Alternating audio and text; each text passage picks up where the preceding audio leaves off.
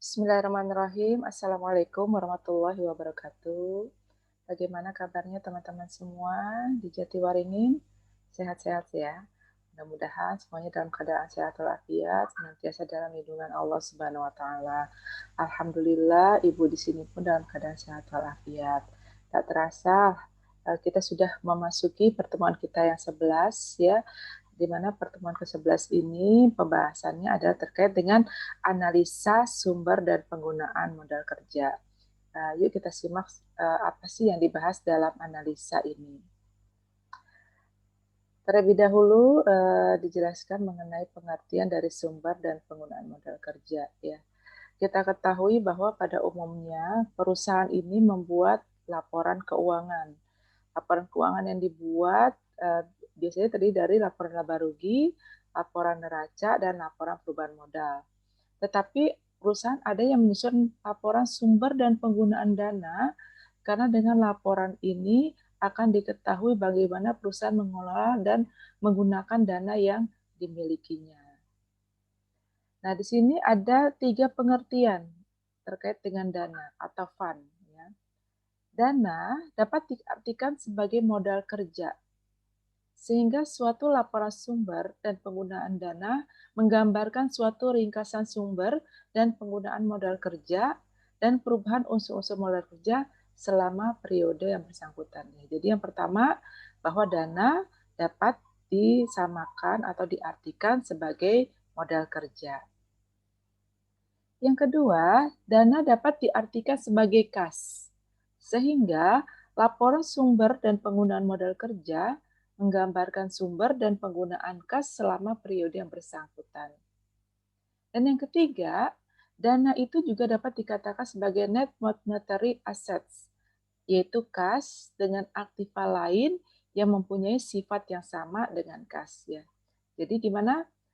Ada 3 pengertian dana, yaitu satu, dana sebagai modal kerja, dana sebagai kas, dan dana sebagai net monetary assets.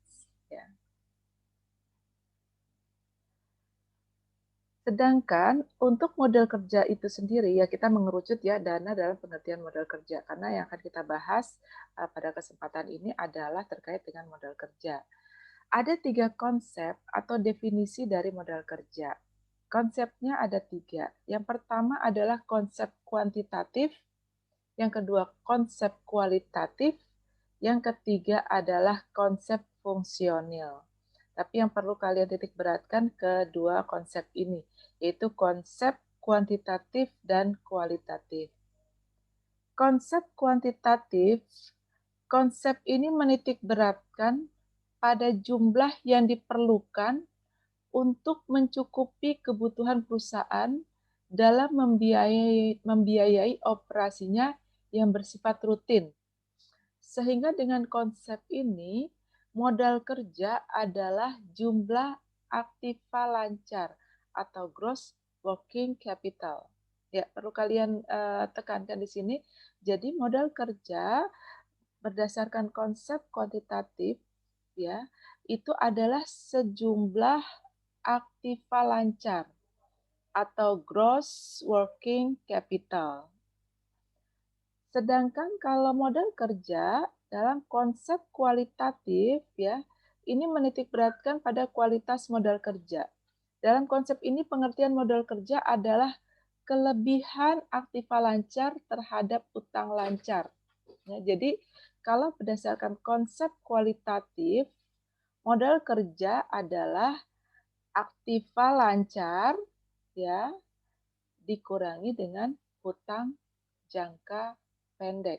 Ingat, secara konsep kualitatif modal kerja adalah aktiva lancar dikurangi dengan hutang jangka pendek atau yang kita sebut dengan net working capital. Ya, tolong diperhatikan. Sedangkan yang ketiga tadi adalah modal kerja berdasarkan konsep fungsional. Konsep ini menitik beratkan fungsi dari dana yang dimiliki dalam rangka menghasilkan pendapatan dari usaha pokok. Dalam uraian berikutnya, istilah modal kerja adalah net working capital. ya, atau kelebihan aktiva lancar atas hutang lancar, sedang modal kerja sebagai aktiva lancar digunakan gross working capital, ya. Jadi nanti untuk selanjutnya untuk modal kerja berdasarkan konsep kuantitatif yaitu sebesar gross working capital, ya, yaitu di mana modal kerja sebesar aktiva lancar sejumlah, jadi aktiva lancar dijumlahkan semua itu adalah modal kerja berdasarkan konsep kuantitatif. Kalau berdasarkan kualitatif, modal kerja adalah merupakan net working capital yang kita peroleh dari aktiva lancar, ya, dikurangi dengan hutang lancar atau hutang jangka pendek. Pentingnya modal kerja. Modal kerja harus cukup jumlahnya. Dalam arti harus mencukupi biaya pengeluaran-pengeluaran atau operasi perusahaan sehari-hari. Karena dengan modal kerja yang cukup dapat menguntungkan bagi perusahaan, di samping perusahaan dapat beroperasi dengan ekonomis dan efisien. Ada beberapa faktor yang mempengaruhi jumlah modal kerja di perusahaan, ya. Jadi ada beberapa faktor, ya, jumlah modal kerja yang cukup bagi perusahaan. Faktornya antara lain yang pertama adalah sifat dan tipe perusahaan. Ya, tipe perusahaan ini beda-beda. Ada ada perusahaan ukuran besar, ada ukuran kecil, ada tipe usaha dagang, usaha jasa ataupun manufaktur, ya. Nah, sifat-sifat perusahaan atau tipe perusahaan itu mempengaruhi jumlah daripada modal kerja. Kita tidak bisa meng-compare suatu perusahaan dengan perusahaan lain dilihat dari modal kerjanya tanpa kita melihat sifat atau tipe perusahaan tersebut. Kemudian waktu yang dibutuhkan untuk memproduksi atau memperoleh barang yang akan dijual serta harga per persatuan barang tersebut. Ini juga faktor yang mempengaruhi modal kerja. Faktor yang mempengaruhi modal kerja lainnya di sini adalah syarat pembelian bahan atau barang dagangan. Nah, jadi kalau misalnya antara perusahaan satu dengan perusahaan lain memiliki syarat pembelian bahan atau barang dagangan berbeda, kita tidak bisa menyamakan modal kerjanya, ya, karena itu menjadi salah satu faktor modal kerja yang cukup bagi perusahaan. Syarat penjualan dan juga tingkat perputaran persediaan.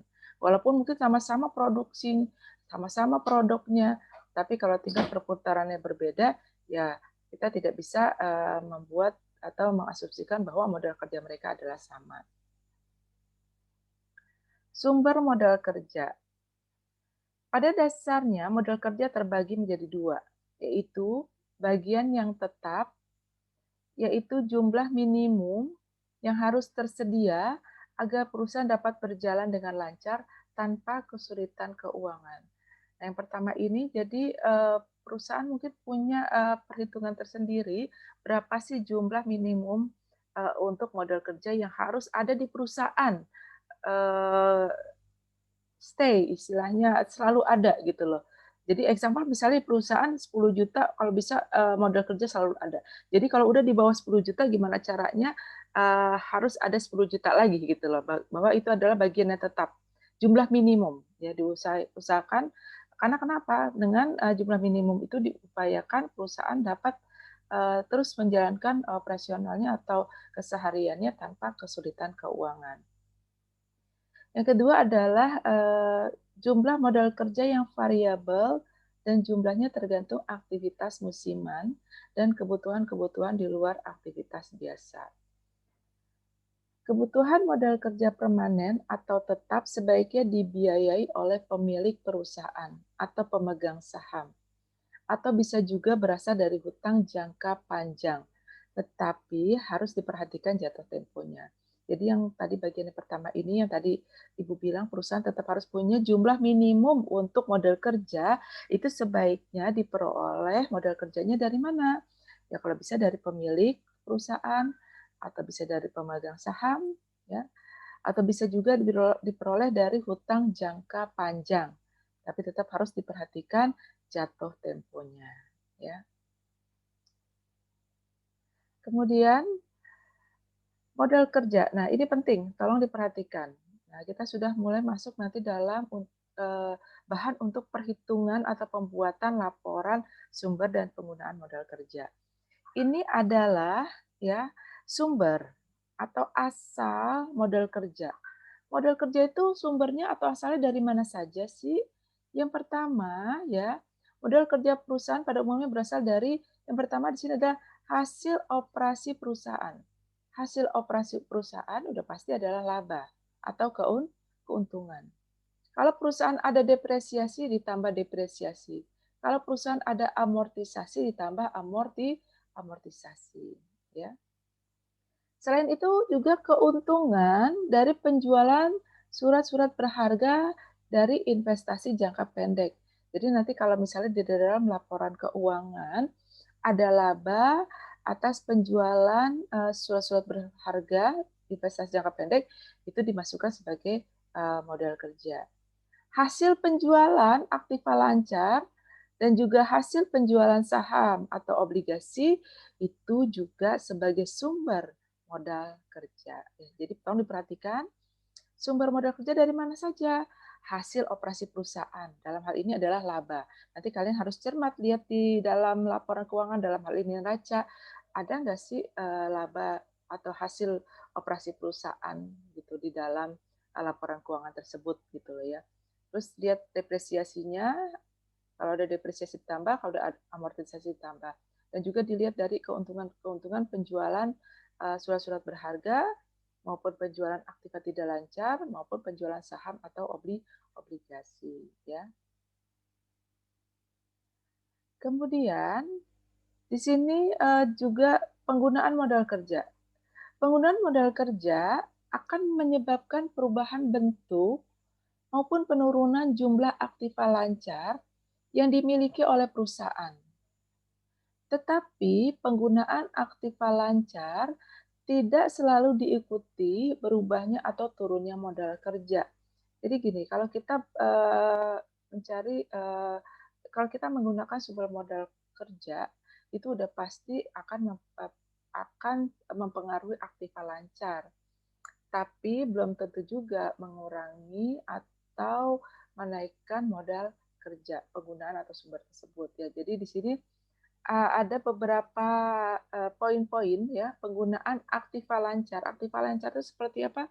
Seperti kas, piutang, persediaan, perlengkapan, investasi jangka pendek dan lain sebagainya ya.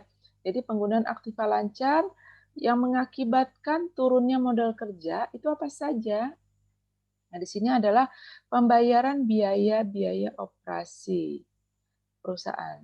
Nah, kalau misalnya pembayaran biaya-biaya operasi perusahaan sudah pasti akan menurunkan modal kerja karena kas kita akan berkurang, ya enggak?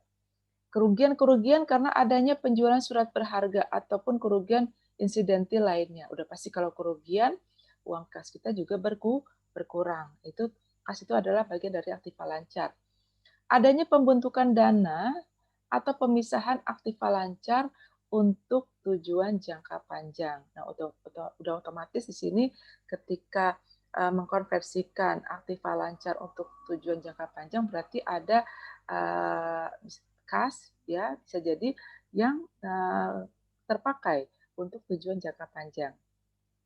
Adanya pembelian aktiva tetap, sudah pasti ini juga pasti akan mengurangi modal kerja. Investasi jangka panjang atau aktiva tidak lancar lainnya. Ya pembelian-pembelian ini udah pasti mengurangi kas kita, baik kas atau mungkin nanti akan timbul utang juga ya. Terus pembayaran utang sudah pasti, ini juga mengurangi modal kerja. Dan pengambilan privo, privo itu pengambilan untuk kebutuhan pribadi pemilik juga akan mengurangi modal kerja. Namun ada penggunaan aktiva lancar yang tidak mengurangi modal kerja. Seperti apa? Kalau misalnya kita memberi surat-surat berharga atau marketable securities. Walaupun uang kas kita kepakai, tapi karena marketable securities ini atau surat berharga ini merupakan aktiva lancar juga, jadi aktiva lancarnya nggak berubah. Karena walaupun kas keambil, karena surat berharga ini merupakan bagian dari aktiva lancar juga, otomatis balance nilainya, tidak berubah atau tidak berkurang modal kerjanya. Pembelian barang dagangan atau bahan-bahan secara tunai. Barang dagangan ini pun juga merupakan persediaan Dan persediaan itu juga merupakan aktiva lancar. Kalaupun terpakai kas kita untuk pembelian barang dagangan ini, juga aktiva lancar tidak terpengaruh, akan tetap konstan nilainya aktiva lancar tersebut. Hal ini otomatis tidak mengurangi modal kerja. Perubahan bentuk piutang ke piutang lain. Example misalnya kita tutup kita keluarkan kas untuk oke misalnya sorry maaf. Misalnya kita ubah dari bentuk piutangnya satu ke piutang yang lain ya. Itu tidak akan merubah aktiva lancar karena piutang itu sendiri masih dalam jenis atau klasifikasi dari aktiva lancar. Nah, yang terpenting di sini ya, karena kita mulai masuk untuk pembuatan laporan sumber dan penggunaan modal kerja. Ingat, untuk pembuatan laporan dan penggunaan modal kerja ini, kalian harus paham yang termasuk sumber modal kerja apa saja, yang termasuk penggunaan modal kerja apa saja. Tadi di awal Ibu sudah jelaskan bahwa yang termasuk sumber modal kerja itu tadi ada hasil operasi perusahaan, ada kalau ada depresiasi tambah depresiasi, kalau ada amortisasi ditambah amortisasi, dan juga semua penjualan-penjualan baik itu penjualan untuk aktiva lancar, penjualan saham obligasi maupun penjualan investasi jangka pendek ya kalau nggak salah itu juga termasuk daripada sumber modal kerja. Nah, laporan sumber dan penggunaan modal kerja harus menunjukkan dua hal. Bagian pertama, menunjukkan perubahan yang terjadi untuk setiap jenis atau elemen modal kerja dan perubahan modal kerja secara total. Jadi kalau nanti kita bikin laporan sumber dan penggunaan modal kerja, kita harus mencari perubahannya tersebut. Perubahan itu biasanya terkait dengan kenaikan dan penurunan modal kerja, ya. Yang kedua, menunjukkan sumber dan penggunaan modal kerja atau sebab-sebab terjadinya perubahan modal kerja. Setelah nanti kita di awal mencari kenaikan dan penurunan atau perubahan modal kerja itu, baru nanti kita masukkan poin-poin atau akun-akun yang mana yang merupakan sumber modal kerja, mana yang merupakan penggunaan modal kerja. Nanti akan kita selisihkan. Ya, baik. Untuk pembahasan soal ini akan Ibu jelaskan di slide yang berbeda, slide video yang berbeda ya. Mudah-mudahan untuk teorinya kalian dapat memahami ya sebagai dasar untuk kita membuat laporan sumber dan perubahan modal kerja. Itu saja yang dapat Ibu sampaikan untuk teorinya. Nanti Ibu lanjutkan untuk prakteknya di slide video berikutnya. Terima kasih. Assalamualaikum warahmatullahi wabarakatuh.